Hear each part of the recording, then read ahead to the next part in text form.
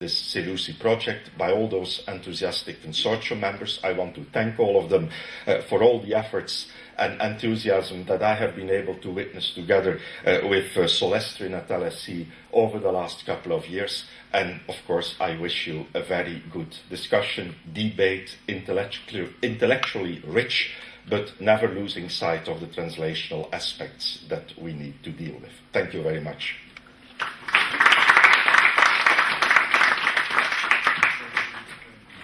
Thank you very much. What a great kickoff. Thank you very much. You can take a seat at the first row because we're going to kick off the first panel, for which I would like to invite the moderator and the speakers to take a seat on the stage. It is my honor to introduce you to Sunčica Vučić, who will be moderating and leading this session. She has been very actively involved in the SELUSI project, where she played a key role in its data collection. She did that as she was connected to the Department of Management of LSE, and she's currently also an assistant professor at the University of Bath. Sunčica, I left you to introduce the other members of your panel.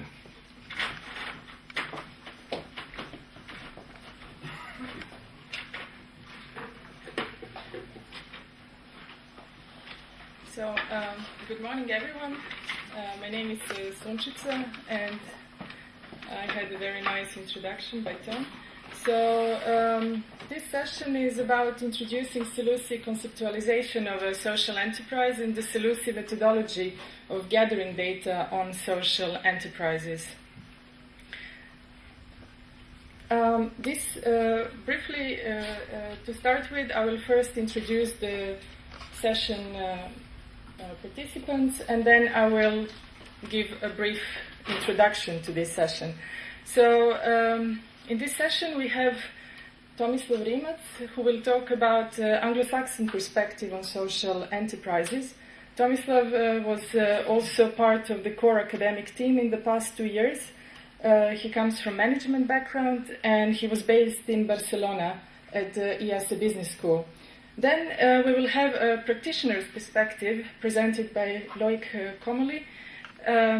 And Loic will talk about practitioner's perspective from the angle of emerging markets and transition economies, where he is mostly active, and as part of NEST, which is our SELUSI non-academic partner.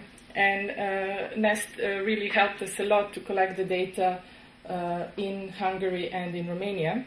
And finally, Marike, as the academic coordinator of the SELUSI project, will talk about the European perspective of social enterprises as evidenced in the SELUSI database that we collected over the past 2 years.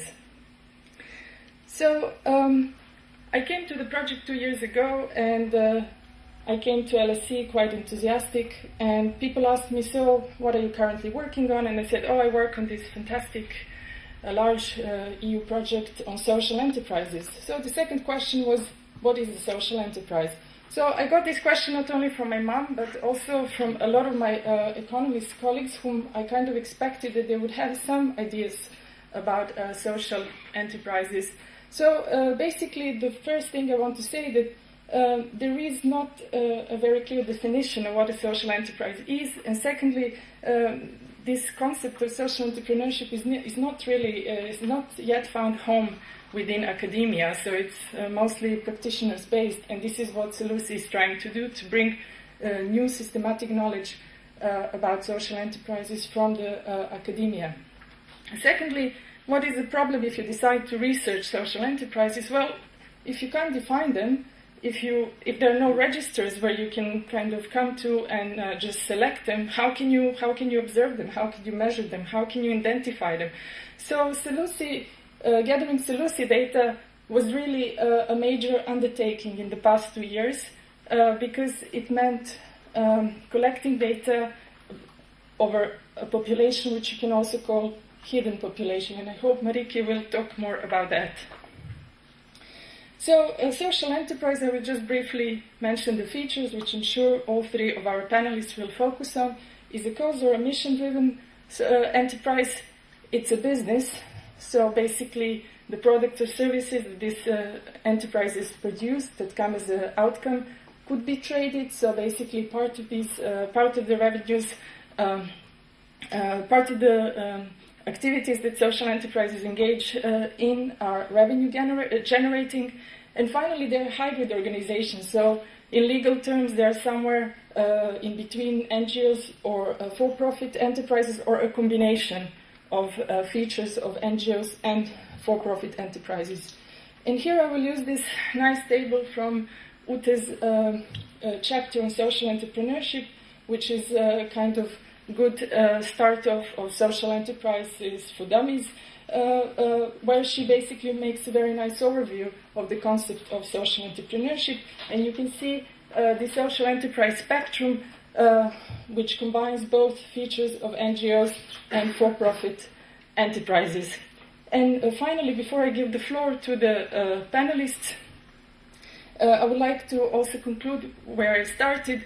So the knowledge that we have about social enterprises really comes from practitioners, and this is why we really need data like SELUSI data to draw some systematic knowledge so that we can systematically analyze social enterprises. So in the past 20 years, social enterprises as a topic has entered academia, but as Johanna Mayer showed us in her TED Talk, which I also encourage you to have a look, I also provided the link, is that all the publications that come in the last 10-15 years, they come from practitioners. And we, as academics, we want to actually, by collecting this amazing data set, bring new knowledge to the field, which is systematic and academic scholars research-based. So here I give the floor to Tom, and I hope to discuss this further.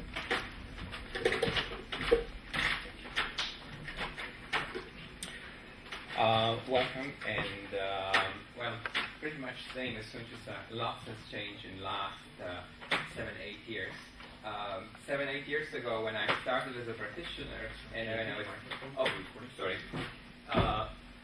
when I started as a practitioner, is it on? Okay. Pretty much it was impossible to describe to people what social entrepreneurship is. And then I made it even more complicated, decided I'm going to actually do a PhD in this. And at that time, finding someone who was willing to supervise your PhD work in social entrepreneurship was pretty hard. And Johanna was probably one of the pioneers in this field. And I would say that in this 6-7 years, we actually came far away from that point. So what I'll do today, I'll give you more academic views, not necessarily only Anglo-Saxon, but in general academic view about the social entrepreneurship. I will tell you what the academic research is doing on the entrepreneurship in general, and then I come to the point, which are the problems that we are facing with the social entrepreneurship, and where do I see the researcher stands at the moment, and what are the opportunities. Core academic research, as you can imagine at this moment, is focused on for-profit ventures. And when we are talking about for-profit venture, we know a little and a lot, and we are trying to find even more about the creation of for-profit ventures, about the funding, venture capitals, policy support that we need to funding, creations of the clusters, etc. Nevertheless, in last 10-50 years, there are a number of terms that are coming in the literature that are as important as an interesting, such as institutional entrepreneurship, which is closely actually linked to what we do in social entrepreneurship, public, cultural, corporate entrepreneurship. So there is a whole spectrum of different types of entrepreneurship. And here comes suddenly another type of entrepreneurship called social entrepreneurship. And when you're talking to the academic researchers that are doing entrepreneurship, they will say, do you really need another type of entrepreneurship? And how different is social entrepreneurship from the other types of entrepreneurship? And then the question that we all need to ask ourselves is, why should we, and I'm talking ourselves as academics, why should we as scholars care about the social entrepreneurship? So, not surprisingly, as I said, initially there was a very little interest about this topic. In the literature review in 2009, that was published less than 2 years ago, there was about 152 journal articles, and 40% of them were in the management journal. What I can see in attending the conferences and talking to colleagues is that this interest is growing. It is becoming more and more attractive topic of research, and one of the appeal, and this is also personally what's for me an appeal, is this interdisciplinary focus and interdisciplinary perspective that social entrepreneurship offers. That actually one can bring together a knowledge and research methods from various disciplines such as sociology, organizational theory, economics, psychology, and this is actually what we benefited in this project quite a lot. And this is what it made it, I think, unique, this interdisciplinary research. Nevertheless, one of the problems that we still have in the literature and that we have, I wish we had actually filmed our initial meetings in Brussels 2-3 years ago when we actually tried to say, okay, what social entrepreneurship is this definition. How do we define a social entrepreneurship? And who are social entrepreneurs?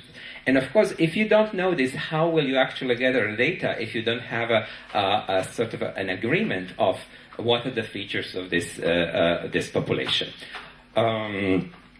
And what is going on is that a number of different definitions in the literature exist. So I'm giving you just a couple of that you see that, for instance, there is an emphasis that, social entrepreneurs are actually a type of entrepreneurs that have a social missions. They are having a business, they are businesses as any other businesses, but they're concerned on caring and helping. So this social element is coming to prominent play in most of the definitions. You will also see that there was an issue when we are talking about social entrepreneurs. Do we talk about individuals or do we talk about organizations? So this is another problem that we have to sort of solve. Is it sort of a once individual that we have to survey, or we have to survey the whole organization? And then if you look at the other component that we are getting into this, okay, for whom the benefits are generated, how do we measure these benefits, and to whom, how we actually can quantify this benefit. Another element of social entrepreneurship that comes in strongly in some of the definitions is the element of innovation, particularly the element of social innovation. So many of the academics will focus actually when they're talking about social mission, they will also say that entrepreneurship inherently has to have included some form of innovation in it. And this we are kind of having merging of another concept of making it even more complicated of social innovation. Most of these authors and then focusing on creation and exploitation of opportunities that exist in society to catalyze social change and to address existing social needs. And when we are talking about this, of course, we are coming to the issues that I will be telling you later today about the combination and what are the resources that they have to mobilize in these processes. Just looking at this short of, I gave you, I think, 5 or 6 different definitions. What you can conclude is that there is no clear consensus what social entrepreneurship is and who social entrepreneurs are. So if we don't have this clear definition, is there a sort of a minimum set of features that we can agree on? Probably the one that is most prominent is in all of this definition, and that we tend to agree, is that the primacy of social mission. That social entrepreneurs actually do have a social mission, creation of solution to a social problem. But even that, there is a sort of discussion, well, if we are talking about the primacy of social mission, can this be done at the expense of the economic outcomes and economic activities? How do we actually balance these two? And this is, I think, that we have to sort of do the same thing and eventually compromise at the beginning of SELUSI project and decide what are the characteristics of populations that we'll be looking for and that we'll be surveying, that I'm sure we will be hearing later on. So, where is the research standing right now? I think that the research has moved from what we had initially, that was a lots of qualitative research, which is a very good and close to my heart research about social entrepreneurship, where we kind of look at the heroic individuals and heroic stories. There is more and more what I would say research that is aiming to contribute to the theories that we as academics and scholars want use in our day-to-day work, and actually